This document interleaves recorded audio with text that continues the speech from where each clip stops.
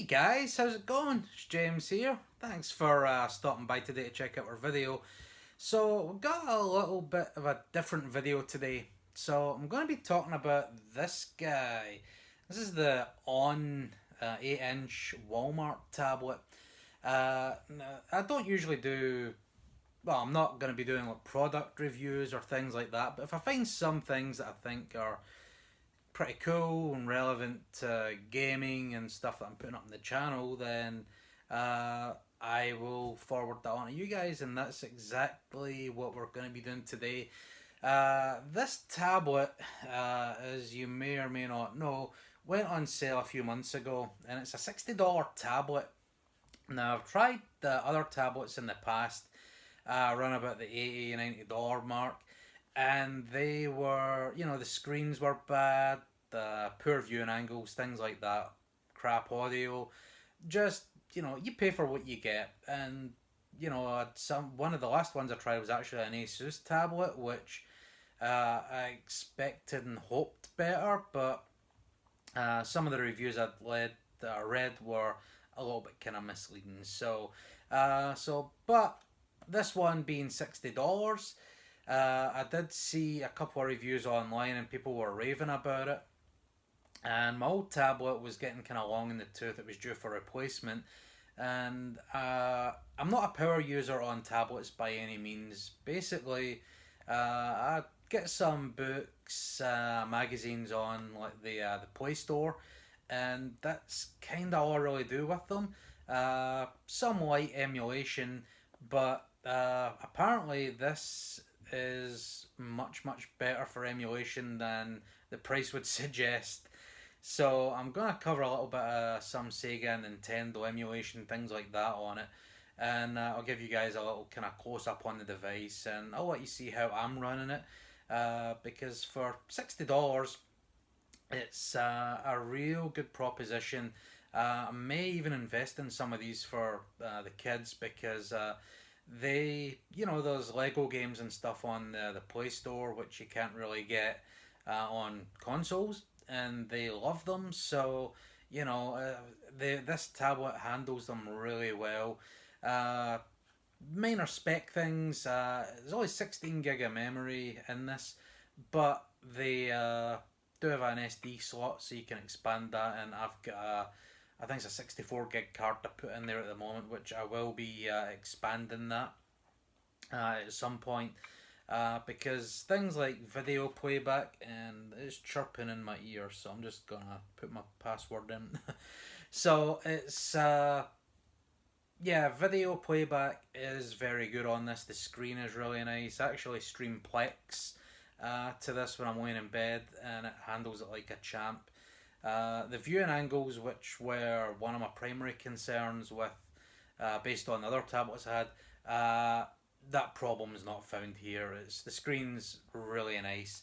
Again, if somebody had tried to sell me this for double the price, I would still have been happy with it. But for $60, it's a no-brainer. Unless you really hate Walmart, then if you're in the market for a tablet, there's no reason not to take a look at this. Obviously, there is better tablets out there. The Samsung are doing, the Galaxies are really nice, but again, depends how much you want to pay. If you're like me, if you're just a light user, this little guy's gonna do pretty much everything you need. So I'll wrap up the talking here. We'll get this on the bench, let you guys have a look, and let you see how that emulation runs. And we'll go from there. Okay guys, here we are. So hopefully you can see this okay. This is just the main kind of home screen. The screen is very nice, and I'm not going to go into like specs on resolution, stuff like that, because the emulation and stuff we'll be doing is going to be lower res anyway, so it's not super applicable here. But the screen itself, it feels real nice, it's kind of snappy for what it is. And again, just bear in mind, it's $60. So again, as long as you set your expectations, it's not going to be punching its weight with you know, the Galaxies and stuff like that, and the Google tablets.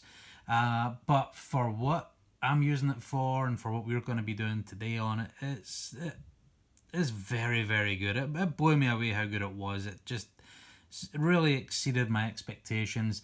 Another thing as well, it does support 5G internet. So if your router is broadcasting Wi-Fi on 5G, this will use it. Again, I've had other tablets that are considerably more expensive than this, and they only support 2.4. So just again, little things like that, quality of life things that just make the experience better. So let's take a quick walk around the tablet.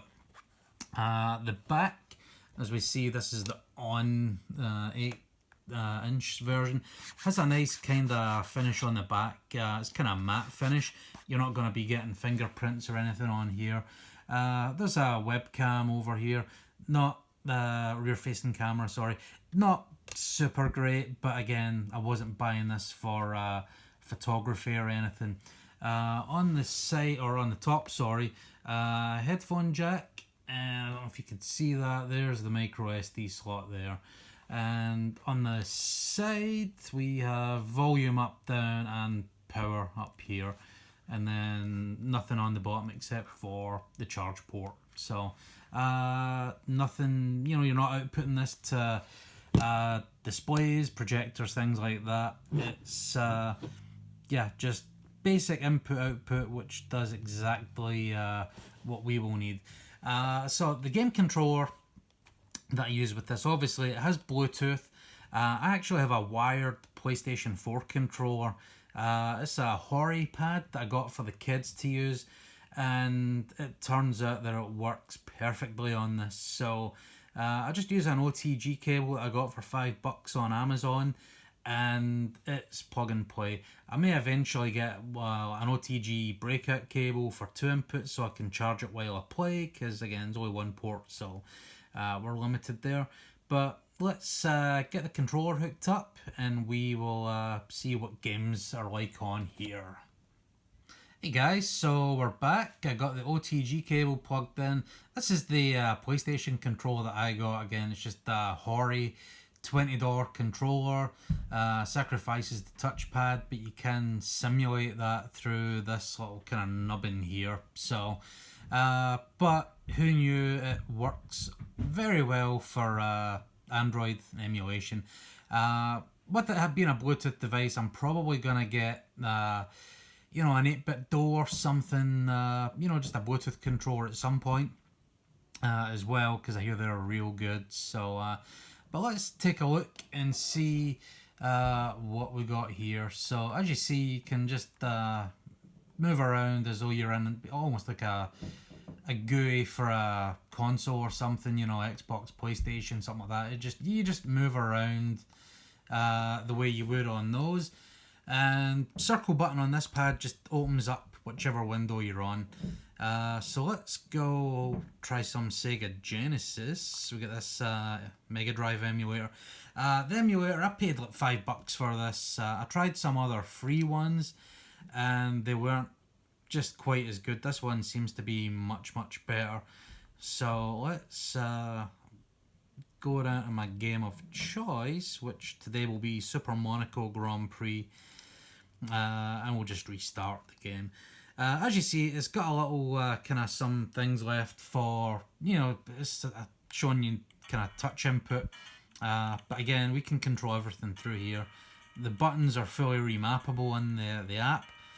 So, and the sound is okay. It's not going to win any awards, but then again, you know, if you plug some headphones in, sounds fantastic. So let me just show you how this runs. I'm just going to turn it down a little bit, just so when we're in game I can still chat with you guys. So moving up and down, doesn't feel as though there's any lag or things like that. We'll take a 7-speed box and we'll see how I do in qualifying here. Because what I usually find is when I'm playing Super Monaco and other emulated devices, the engine noises and things like that just don't always sound that good. There's just always something off about them. This emulator seems to do a pretty decent job though. So, wow, this is why I shouldn't drive and talk at the same time, because I can't focus. But third place, yeah, it could be worse. Usually I'm getting around there in like 30 seconds. But yeah, this game's just such a fun game. I really like this. And as we see, it emulates really well. Now, just to get out the game, if I just push up on the analog stick, it drops us out to the menu. We can go down and just close the game, or sure, and yes, we can just back it, and then, you know, you can just close it the normal way, just swiping up. One thing we'll try, PlayStation. I have a few PlayStation games on here. Pro Evolution, don't leave home without that, and one of my all-time favourite games, Ridge Racer. Again, this just emulates very well on here. There's some little differences I'll notice between the original hardware, obviously, but hey, almost got them all. So, the thing I like about this though is we'll just drop in. It's it's Ridge Racer, and it just plays well. And you hear that? The sound, the music is playing. I've had a lot of emulators where I'll try to play them, and I'll get the game audio, but because the audio was, you know, CD audio on disc, is it Redbook audio, I think they call it? That just wouldn't really emulate very well. But this, oh crap, this this plays really well. The sound is there, and any crashing is just, you know, it's not due to lag or anything. It's just due to me not concentrating, because I should be able to get through here into first place. But it runs well, and again, there's settings you can update and change if you want. You know, you can increase the scaling, the resolution, things like that. I have a kind of sweet spot on it at the moment, that everything seems to be fine for me here. Not getting any frame drops, and no lag, and really love Ridge Racer. It was one of the first games I played on the PlayStation 1, so I've got a soft spot for this game. So let's see, you know, that was 1:03. Let's see if I can, oh, for James. Let's see if I can beat 1:03, because I got nowhere else to be, and you're watching this, so you get nowhere else to be, right, guys?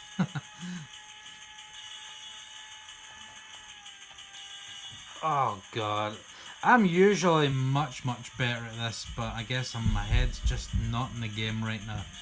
But the point of this isn't to show you how bad or good I am at games, it's just to demonstrate that this, if you know, pretty much anything up to PlayStation 1, this is going to handle just fine.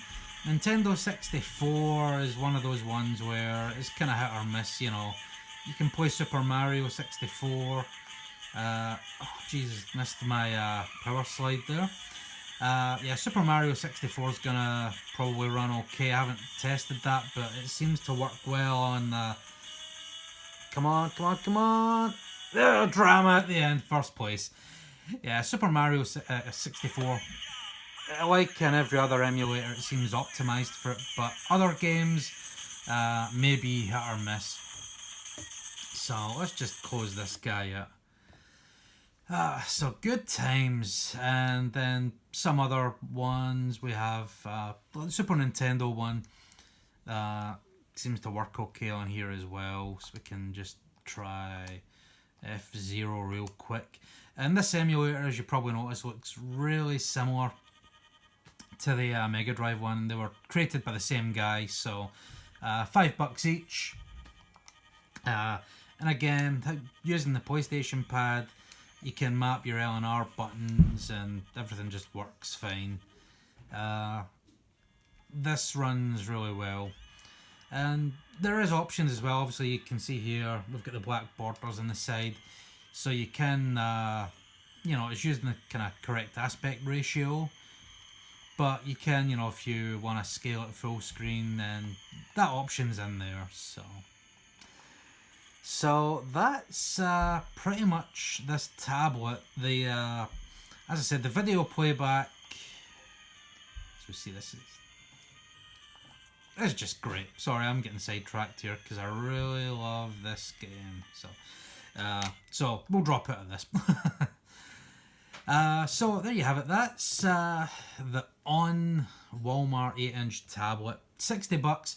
The little case I have here, we got that in the store as well at the same time. It was $10.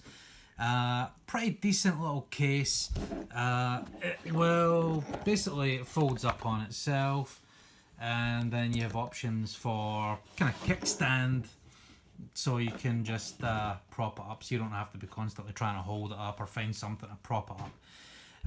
So yeah, I recommend it for if you're a kind of lightweight user for Android like me. Then you'll get your YouTube, Netflix, Hulu, all that stuff's gonna run fine. Facebook's gonna run fine. The App Store runs fine through. If you're getting books or magazines like I do, then that's gonna run fine. I've Bluetoothed this up to a Bluetooth speaker, and again it works like a champ. I can't fault this, especially for $60. Anything that I complain about would just be kind of nitpicking, because it's $60 and I can play video games on it. I'm gonna actually look at getting DOSBox on here as well, because I love DOS games, as you probably know if you watch the channel. So if I can get some DOSBox stuff running through here with a little Bluetooth keyboard, it's gonna be a really good all-in-one device. If I wanna, if I'm traveling or something, I throw this in my bag. I'm gonna be able to take a lot of games with me. So can't say enough good things about it. The only minor thing is obviously it's coming loaded with some Walmart bloatware, which I haven't found a way to remove, but it's kind of discreet. It's just a little button down in the tray, so if you're not fussed by that like me, then don't even worry about it. It's not intrusive. It doesn't constantly run, it may constantly run, but I haven't noticed it having an impact on my battery. I'm getting several hours out of this, no worries. So, well, I hope you guys enjoy this. If you're in the market for a tablet, I hope this has helped maybe push in the direction of this, because I said it's a nice little tablet and it will do most things if you're a lightweight user like me. So take care, guys. If you want to leave any comments, it's much appreciated. And if you have one of these, let me know what you think about it as well. So take care, guys. I'll see you next time. Bye.